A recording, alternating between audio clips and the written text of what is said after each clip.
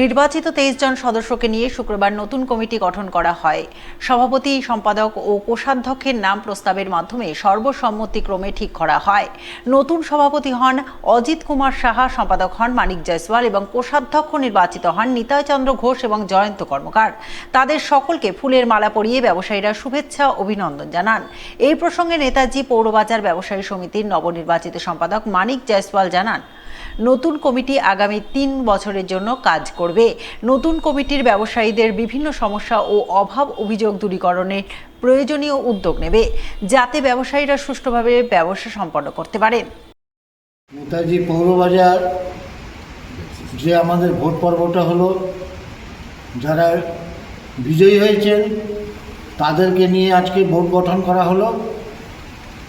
Vote গঠনটা 2026 থেকে 2029 পর্যন্ত 3 বছরের একটা মেয়াদ থাকলো। এর মধ্যে কোনো অঘটন যদি না ঘটে তাহলে কোনো রকম অসুবিধা আমাদের হবে না। এই ভোট 3 বছর পর্যন্ত চলবে, এটা আমি সবাইকে জানাচ্ছি। আমাদের বাজারে যারা দোকানদার আছেন, যারা ব্যবসায়িক বন্ধুরা আছেন, তাদেরকে জানাচ্ছি যে নিশ্চিন্ত থাকুন, এবার 3 বছরেরই ভোট হবে।